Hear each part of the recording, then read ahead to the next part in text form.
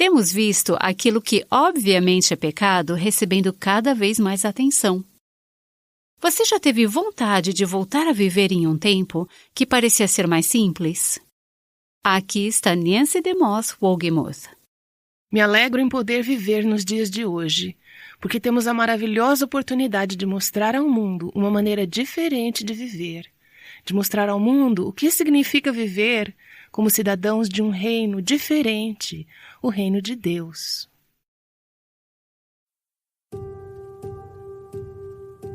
Este é o Aviva Nossos Corações, com Nancy DeMoss Wolgemuth, na voz de Renata Santos.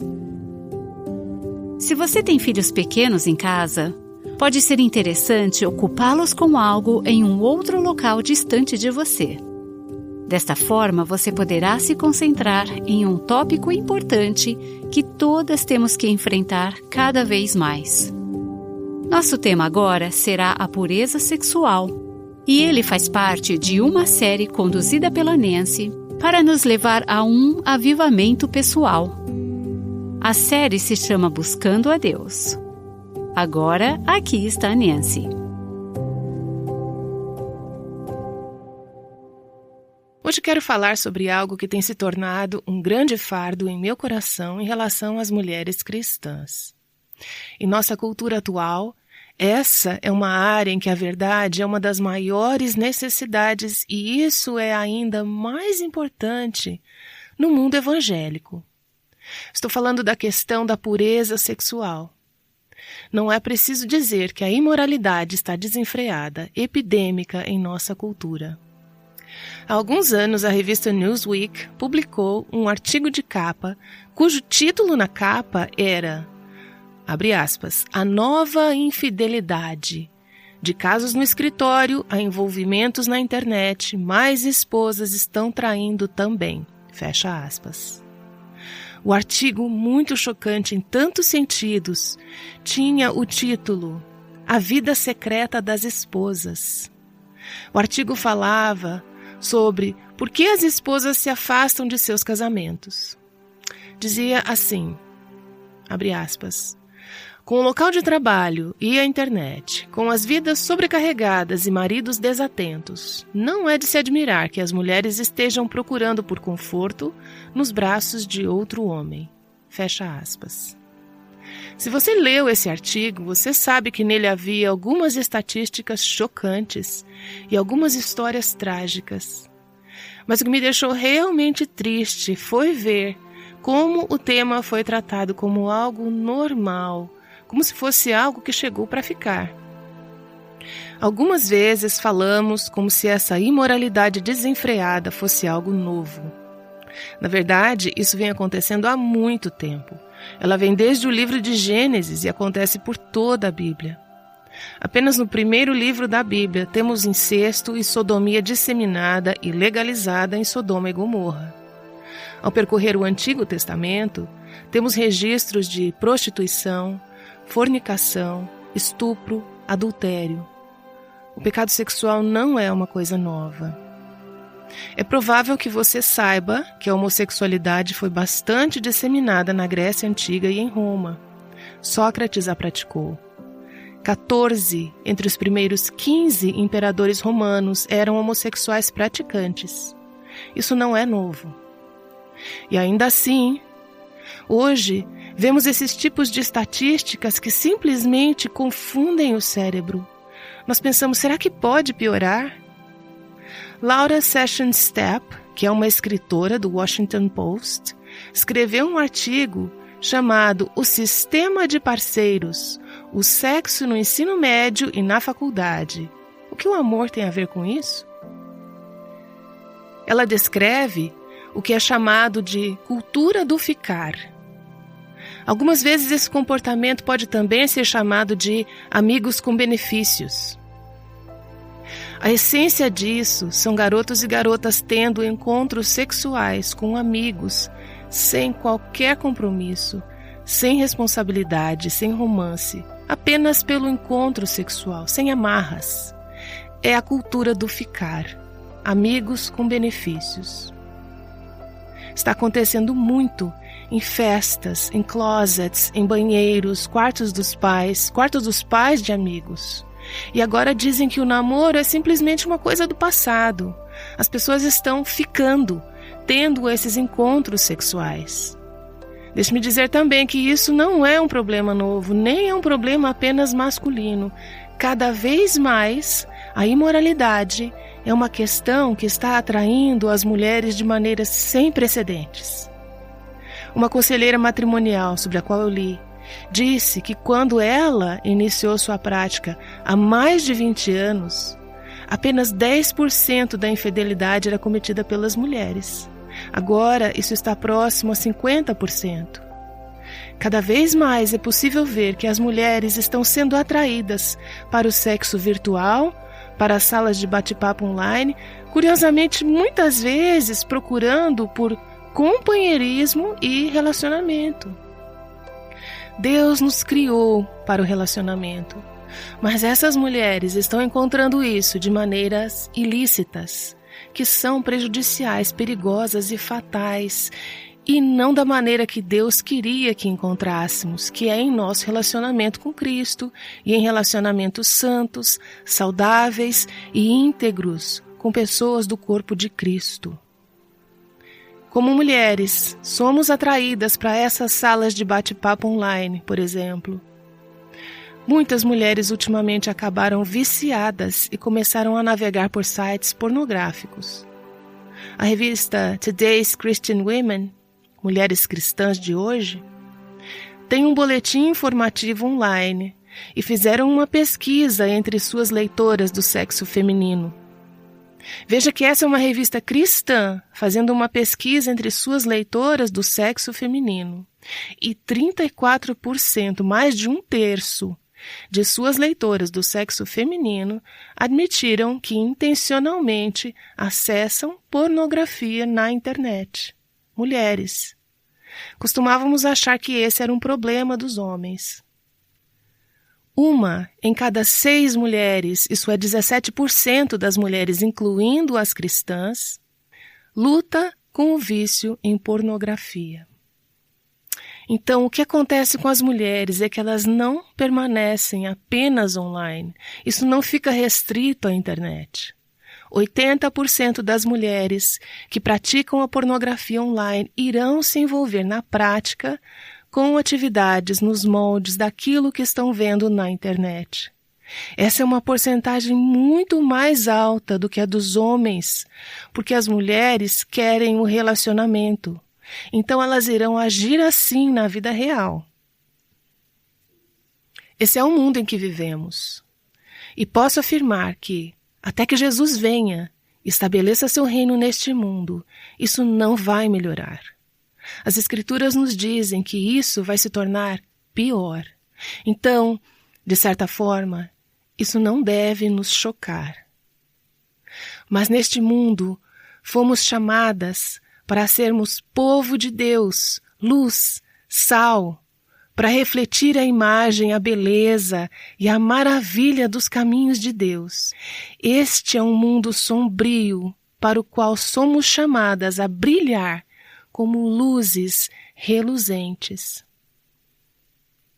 Temos uma oportunidade incrível em nossos dias e em nossa era. Me alegro em poder viver nos dias de hoje porque temos a maravilhosa oportunidade de mostrar ao mundo uma maneira diferente de viver, de mostrar ao mundo o que significa viver como cristãos de um reino diferente, o reino de Deus. Abra sua Bíblia no livro de Efésios, capítulo 5. Quero ler uma passagem que eu acho que nos dá uma noção de como viver, de qual deve ser a nossa função, qual é o nosso chamado, qual é o nosso papel neste mundo altamente sexualizado, nossa cultura descaradamente e abertamente imoral. Como devemos viver? Em Efésios capítulo 5, versículo 1, tenham em mente que Paulo estava escrevendo isso na era da Grécia Antiga e de Roma, quando a imoralidade estava muito disseminada, assim como é hoje. Em Efésios 5, versículo 1, Paulo diz a esses jovens crentes: sejam imitadores de Deus. Com isso já está implícito que você deve ser diferente do mundo. Você não deve imitar o mundo. Você não deve se conformar ao mundo. Você não deve ser como o mundo. Você deve ser diferente. Você deve ser como Deus. Você deve ser piedosa nesse mundo obscuro, sexualizado e imoral. Sejam imitadoras de Deus como filhos amados. Ele é seu Pai. Deixe que a sua vida mostre a sua semelhança familiar com seu Pai Celeste. Você é amada. Veja, é interessante que o amor seja a resposta para a imoralidade desse mundo. A imoralidade, o sexo ilícito, são as alternativas do mundo ao amor verdadeiro, mas isso não é real, isso não dura, isso é falso. É um substituto barato para coisa real. Então Paulo diz que você é uma filha amada, e porque Deus te ama, veja o versículo 2, você deve viver em amor. Você pode demonstrar isso no seu casamento ou como uma mulher solteira nesse mundo. Você pode demonstrar o amor verdadeiro porque tem sido amada de uma maneira incrível pelo seu Pai Celestial. Como também Cristo nos amou e se entregou por nós como oferta e sacrifício de aroma agradável a Deus.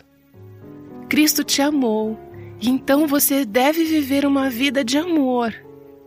E perceba que o amor de Cristo é sacrificial, não é? Ele se entregou. E não é interessante que o oposto do sacrifício e do amor seja o egoísmo? E essa é uma das maiores raízes do pecado sexual, o egoísmo.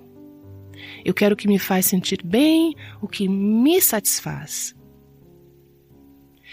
Então, nesse contexto, ele diz no versículo 3, entre vocês, isso é, entre vocês como povo de Deus, não deve haver nem sequer menção de imoralidade sexual.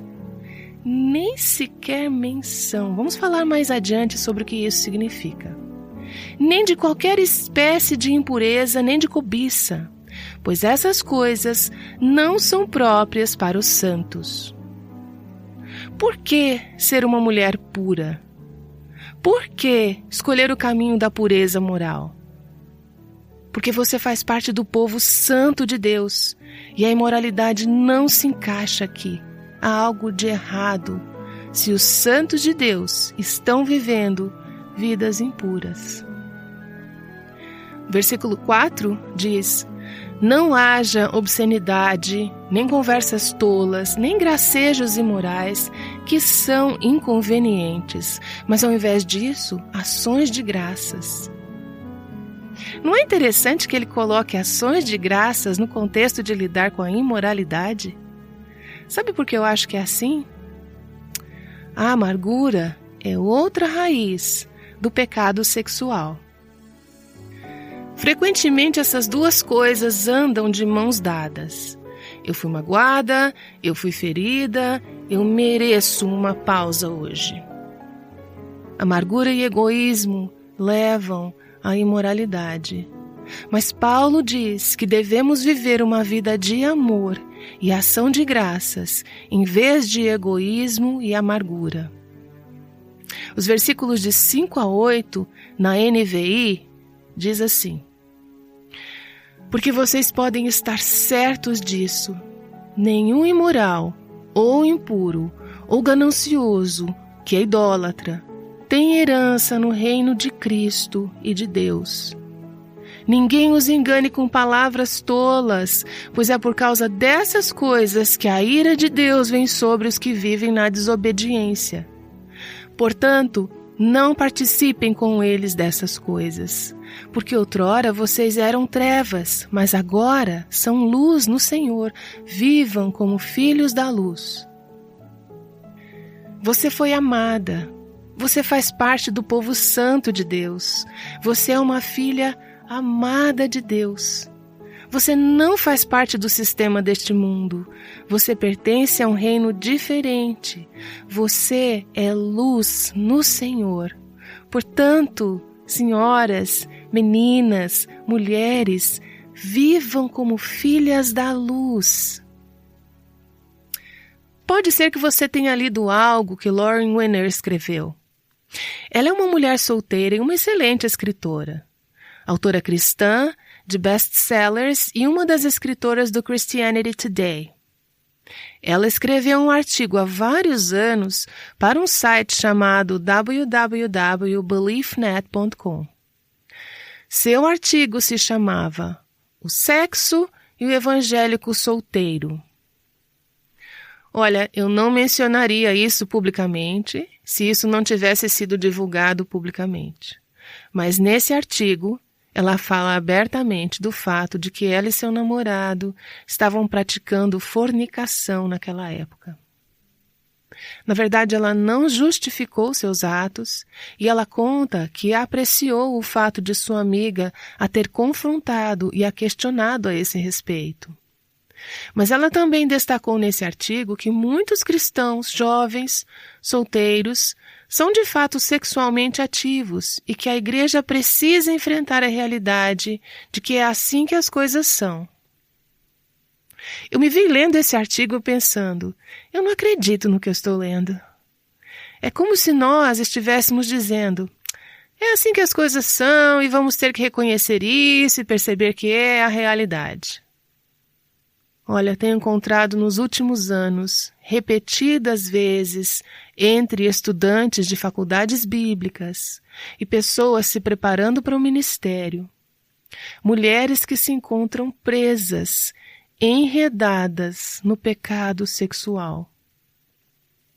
Eu me lembro certa noite, após ter falado em uma faculdade cristã, uma jovem veio até mim e disse que ela e seu namorado, ambos se preparando para o campo missionário, estavam envolvidos em um relacionamento imoral. Ela disse, eu simplesmente não sei como parar.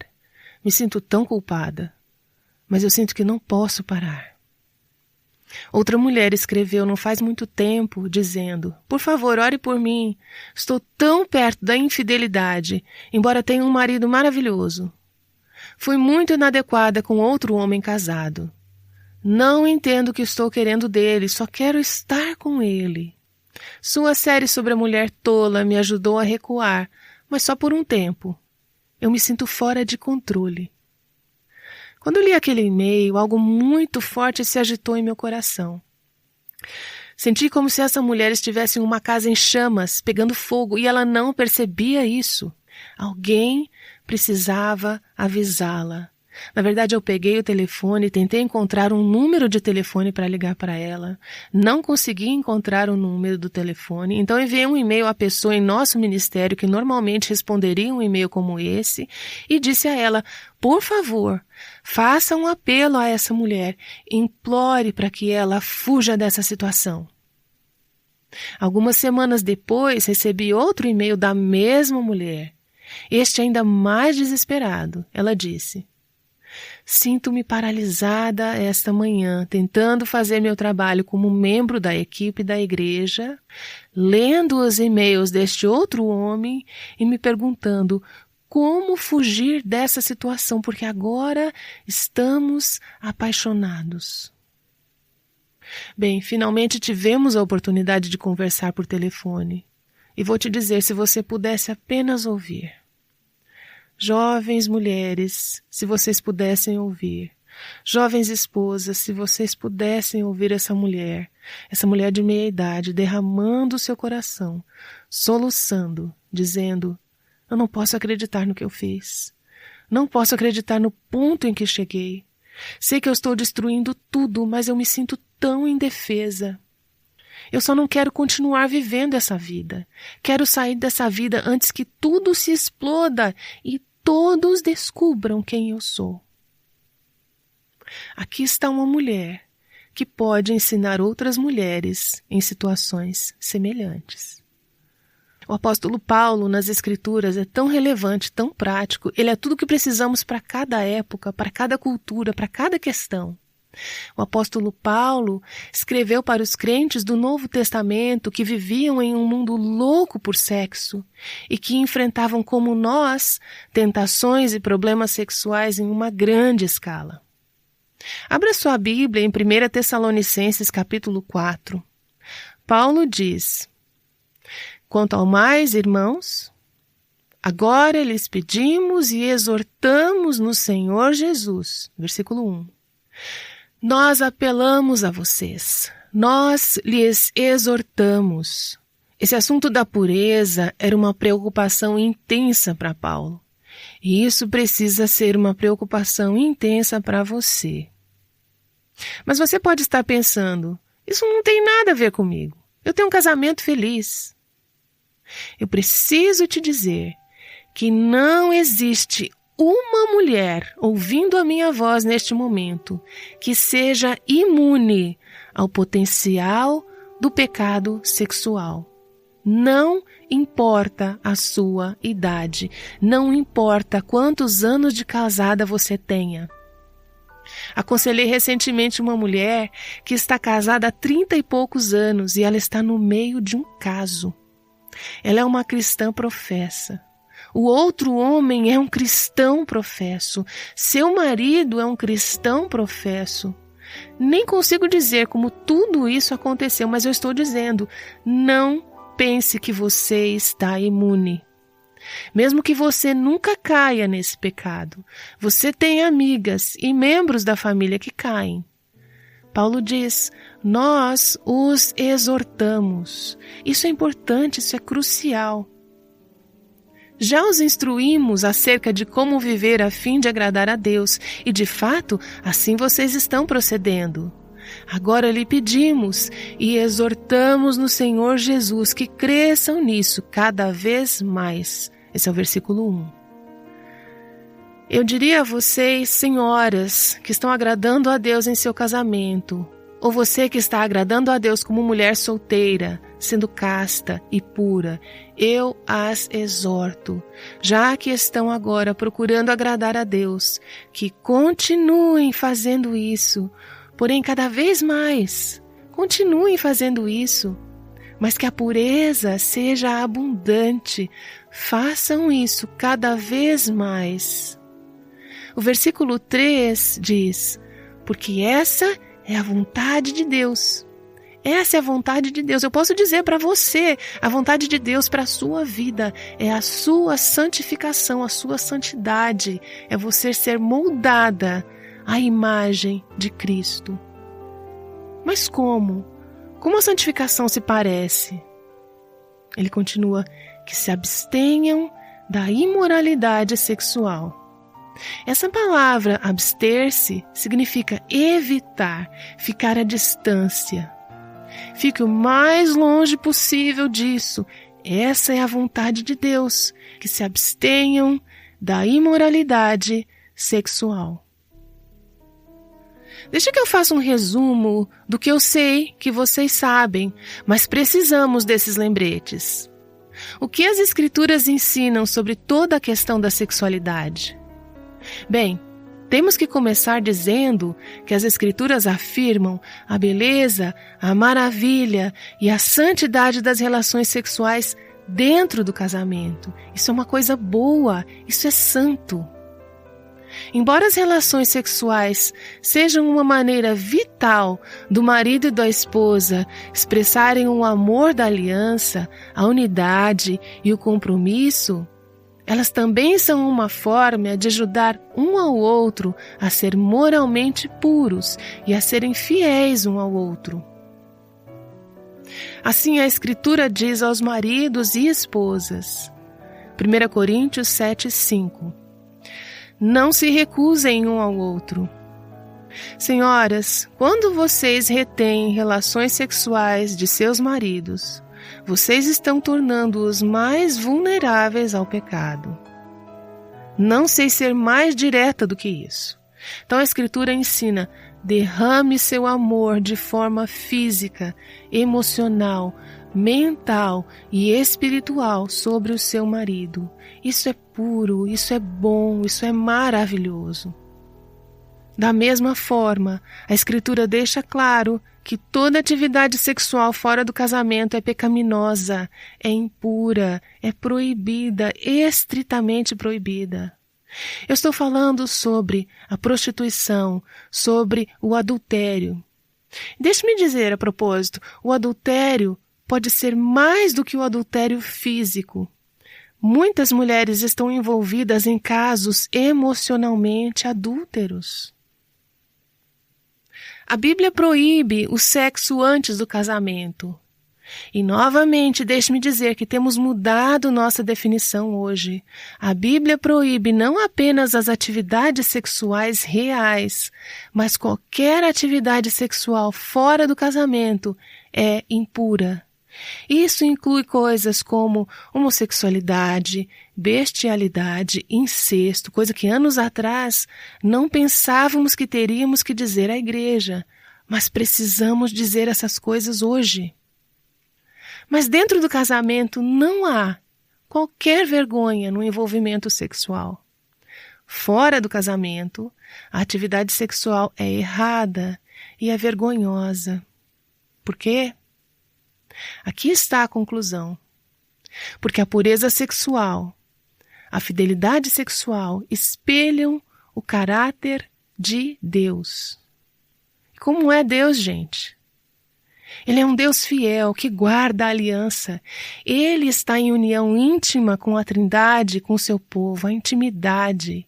Ele nos comprou para sermos a noiva de seu Filho, Jesus Cristo. Cristo é fiel à sua noiva. Há uma unidade baseada na aliança do amor e do compromisso. E o relacionamento sexual dentro do casamento pretende retratar a fidelidade de Deus a nós, a fidelidade de Cristo à sua noiva e a nossa fidelidade a Ele. Então, quando violamos a pureza moral, quando violamos o vínculo matrimonial, o que estamos realmente fazendo é violar a imagem bíblica da redenção. Estamos violando o caráter e a natureza de Deus.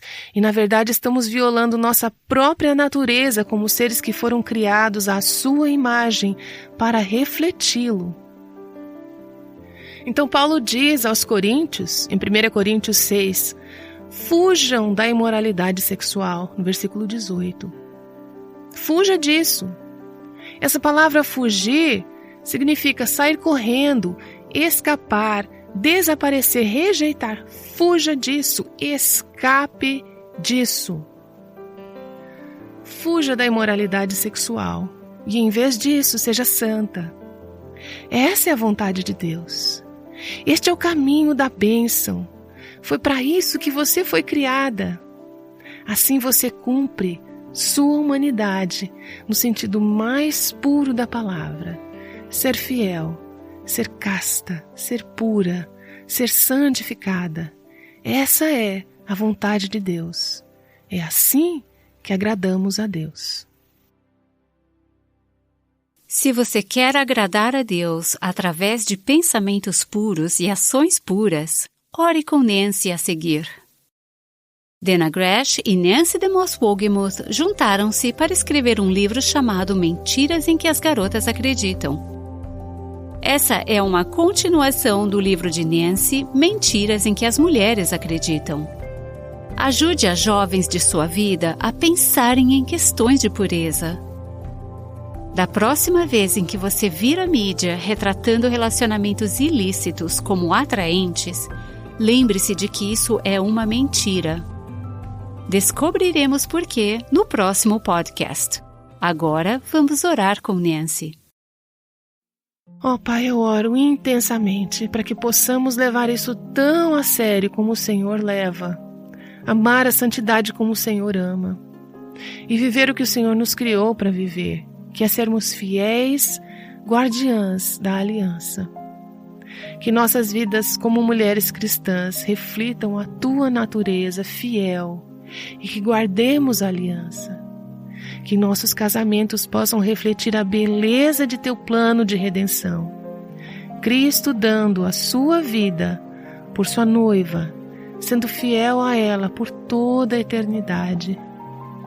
Ó Senhor, torna-nos santas. Eu oro em nome de Jesus. Amém.